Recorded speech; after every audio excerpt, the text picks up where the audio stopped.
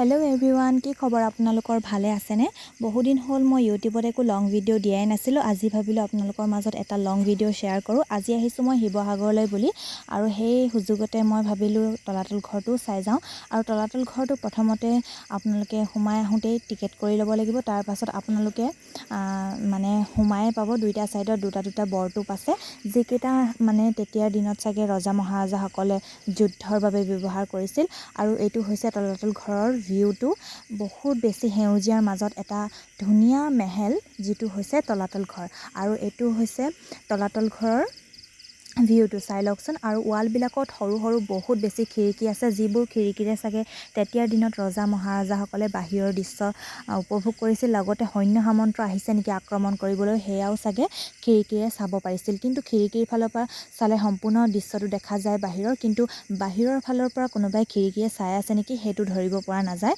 আৰু এইবোৰ ইমান ধুনীয়াকৈ ৱালত খাচ কাটি বনাইছে, চাওকচোন। আৰু এইখন হৈছে সেইখন জংঘল, যিখন জংঘলতে মানে বহুত বেছি মহৌষধি গুণযুক্ত গছ গছনি লতা বিৰিখ আছে বোলে, তেনেকৈ শুনিছিলোঁ।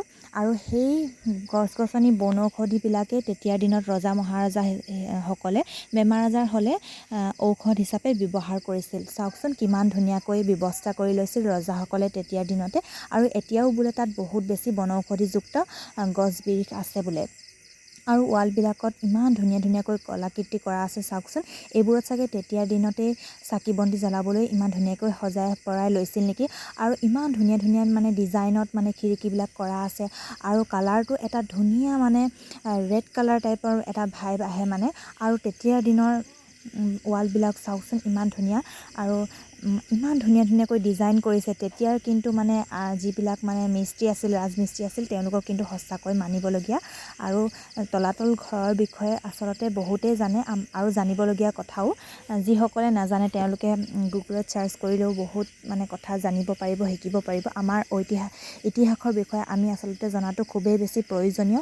আৰু তলাতল ঘৰৰ ওপৰত বহুত ভিডিঅ' বনাইছে, আপোনালোকে তাতো গৈ পেলাই ইনফৰমেশ্যন পাব পাৰে।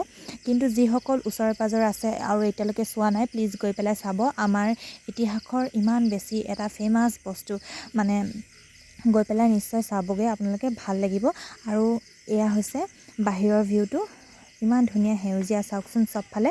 আৰু ৱালবিলাক তেতিয়াৰ দিনতে গোঠা, আৰু সেই ৱালবিলাকত মানে হাঁহ কণী, বৰা চাউল এনেকুৱা বিভিন্ন ধৰণৰ বস্তুৰ পৰা ৱাল গুঠিছিল বুলি কোৱা হয়। আৰু এয়া হৈছে তলাতল ঘৰৰ ওপৰৰ দৃশ্যটো। তলাতল ঘৰটো তিনিমহলীয়া আছিল বুলি শুনিছিলোঁ, কিন্তু এতিয়া বৰ্তমান ধ্বংস হৈ দুটা ফ্ল'ৰহে আছেগৈ। আৰু একেবাৰে ওপৰৰ ফ্ল'ৰটো বন্ধ কৰি থৈছে, তালৈ যোৱাটো বেন কৰি থৈছে। এয়া চাওকচোন, তাত মানে গেটত তলা লগাই পিনি বন্ধ কৰি থৈছে ওপৰত, কাৰণ একো প্ৰটেকশ্যন নাই, ওপৰৰ পৰা পৰি যোৱাৰ চান্সো থাকে, সেইবাবে বন্ধ কৰি থৈছে। আৰু এইটো হৈছে তলাতল ঘৰৰ ওপৰৰ পৰা তলৰ ভিউটো, চাওকচোন। চবফালে সেউজীয়াৰ মাজত এটা ধুনীয়া তলাতল ঘৰ। আৰু তলাতল ঘৰ মানে ইফালৰ পৰা ওলালে সিফালে ওলাই গৈ, আকৌ সিফালৰ পৰা ওলালে সিফালে পাই গৈ, ইমানেই বেছি দৰ্জা আৰু খিৰিকী আছে নহয়, কোনফালে গ'লে কোনফালে ওলাই গৈ একো ধৰিবই নোৱাৰি। আৰু চাগে তেতিয়াৰ দিনত ৰাজমিস্ত্ৰীসকলে এয়া চাগে শত্ৰুৰ পৰা বাচিবৰ কাৰণে এইটো এটা টেকনিকত বনাইছিল চাগে। আৰু এয়া ভিতৰৰ দৃশ্য, ষ্টেপবিলাকত খোজ কাঢ়োঁতে মানে অলপ দ নিচিনা হৈ গৈছে, আৰু অলপ লাহে সাৱধানে খোজ কাঢ়িছোঁ।